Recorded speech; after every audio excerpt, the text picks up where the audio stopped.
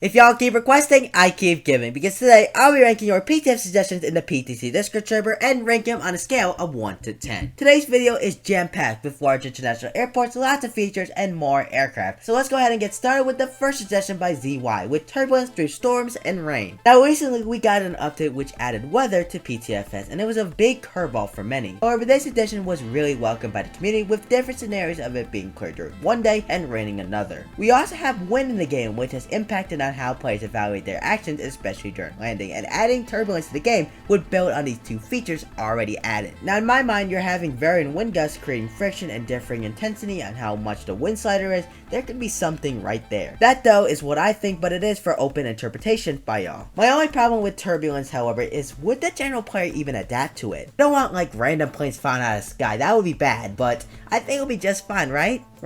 8 out of 10. Famika would love to see the Airbus A300, with a smile face of course. The Airbus A300 is the reason why Airbus exists today, a wide body that changed the aviation landscape forever. Adding this aircraft right here would fit nicely as a vintage airliner and has been highly requested for some time. We could see airlines like Air France, wait, no. I gotta use those new names. Okay, Air French, Americano Airlines, that retro livery of course, Emirates, Korean Air, Qatar, SAS, Singapore Airlines, and Thai. There could also be a cargo variant of the A300 as well, with TEDx and SUS. Like, come on fellas, it's literally the first Airbus airliner. There's history behind it, and though I really can see this being way too similar to other aircraft in the genre, let's be real, mostly every commercial plane is like that, so let's go ahead and roll with a 9 out of 10. Next up is Pastrobi10 saying that PTFS should add Tulane Leonard Mary Airport because he thinks it would be an excellent for some roleplays. TLL, or Tallinn Airport, is based out of the Baltic country of Estonia and has lots of rich history behind it. Its roots started from a seaplane harbor on Lake Ulomisti, I totally butchered that, and then expanded to be a commercial airport. After the USSR fell and Estonia became independent, the airport rapidly expanded to what it is today. I think the most intriguing thing about this suggestion is indeed that approach over the city of Tallinn and Lake Ulomisti. The terminal building is also pretty cool, and I think that concept could be something Orange could build off of. Those two ideas would basically be the driving factor if TLL was added to PTFS. My problem though, unfortunately, is its size. I'm assuming it will be a medium-sized airport, and unless it's like a game changer with scenery all around the airport, I just believe there's more lucrative, larger airports Orange could add. There's really not like a defining wow factor like Bar's Beach or the in real life gem status like St. Bar's. However, I can see this airport being a good supplementary to the bigger international airport like what Miller is for Greater Rockford. We just have to compromise for the floating air glitch in the game, and if on a standalone island, it may not be worth it to other heavy hitter ideas. And for that, I'll be giving the suggestion a 7 out of 10. Now I gotta say fellas, this next one is very unique. Flyboy says in order to fill the 1918 to 1960 gap of planes, he would like to see the OS2U Kingfisher. Number one, I mean, does he even watch my videos? I mean, he knows my agenda. But there always has been a large gap between the 40s and 60 era planes.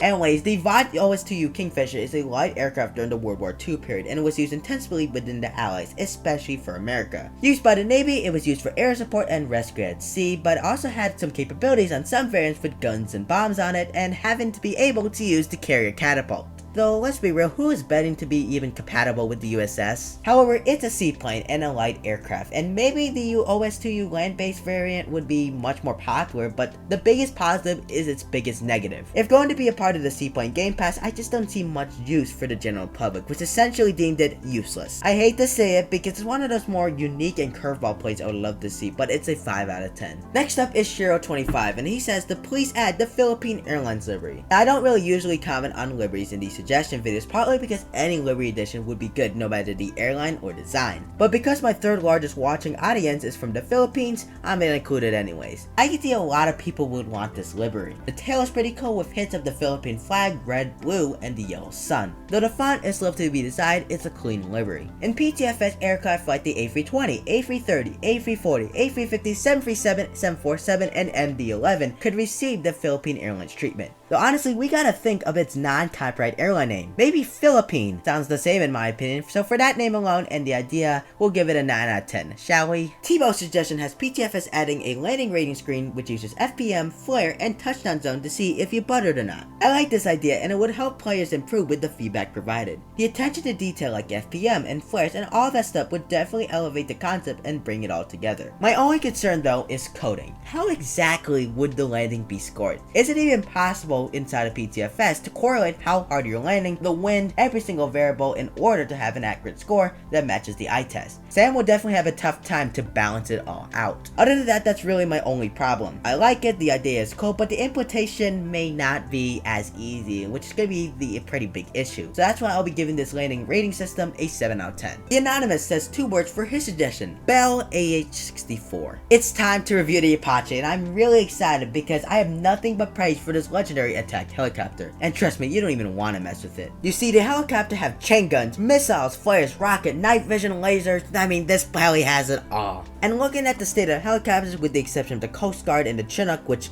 are game passes, which I mean, they have to cost Robux, there really isn't much incentive to use them. Like, no offense to all those Bell 412 users, which if you're watching, cool and all, but I haven't seen anyone using it in a public server in a while. This is how you reinvigorate an aircraft subsection. The Apache is one bad boy that got the features, the history, and the factor. Everything about this heli makes me want to say it so badly. That's right, we're giving it a 10 out of 10. We move on to Scandinavia Aviation's suggestion of Amsterdam Schiphol Airport. I don't really think AMS needs an introduction, but as one of Europe's busiest airports and flights around the globe, Schiphol holds many fond memories for a lot of av geeks. Fun fact, they even named their own runways: Holderbahn, Hagbanen, not gonna pronounce that, and definitely not that, and oh, I can actually pronounce this one, Usban. But to the negatives, sorry, it's too big. 5 runways, though honestly it would be fire airily, it would be very complex for whoever dumb enough would be ATC at this airport. Trust me, that would be mental for the controller. And looking at PTF's current roster of airports, all the large international ones, GR, Perth, Tokyo have 2, Monarch and Zrani have 1. You see, it's kind of overkill to see 5 runways for one airport, right? It's kind of a huge change. But yes, we could always downsize it, maybe only 3 runways, but what's the fun in that? So sorry for those AMS stands out there, but I'm giving it a 3 out of 10. Halveen says that VIP server owners are able to give mod, admin, and co-owner perms to other players. Now, as a VIP server owner and as a YouTuber, I think this would be an amazing ad. As someone who hosts community events like landing competitions, I want to make sure everything is falling into place with no issues whatsoever. If I had someone trusted like my moderators in the game, I could have them do some needed necessary things done that I don't want to even touch while I actually focus on the actual recording. Assuming though that it will come with access for the VIP server owner to even remove these perms, which at that point you might as well, you're already there. I'm in a huge agreement with the suggestion, and with that I'll give it a 9 out of 10. Some random person, yeah that seems about right, suggested Gibraltar Airport with terrain around the airport. Now this suggestion is really insane because Gibraltar has some weird things going on with it. First off, there's a road going right through its singular runway. You heard me right, an actual road. In fact, whenever the runway is in use, like for takeoff and landing, Winston Churchill Avenue, which is what it's called, it gets shut down temporarily. There's also a huge rock right near the airport which overlooks the entire place. Along with crosswinds, the runway stretches into the sea and the beautiful Bay of Gibraltar, and this combination of harsh conditions makes it difficult for pilots to land here and making it one of the world's dangerous airports. And oh, one more thing, there's an RAF base on the property. RAF Gibraltar, which occupies the southern end of the airport. It has some history from World War II, and for some extra detail, maybe at Devil's Tower Camp,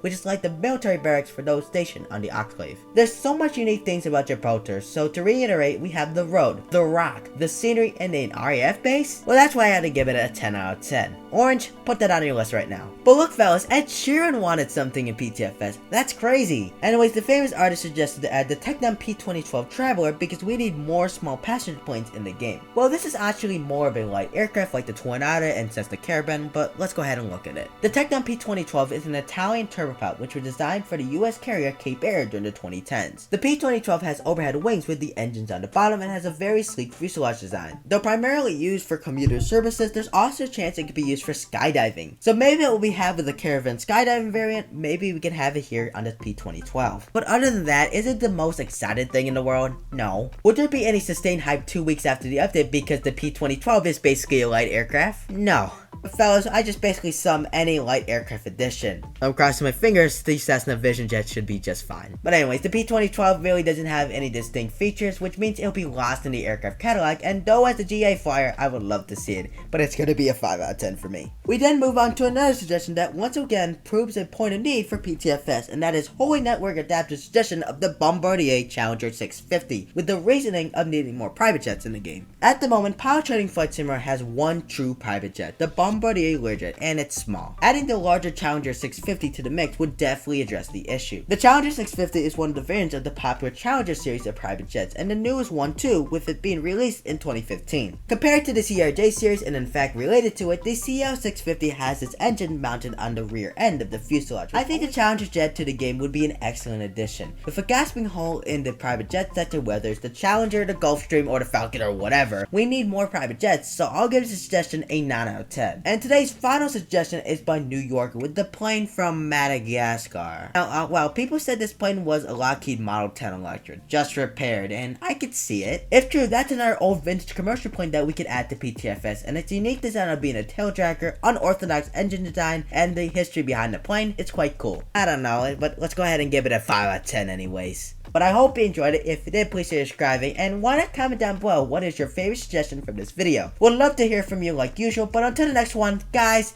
thanks for watching. I'm MrBullsFan, and as always, safe flight. See ya!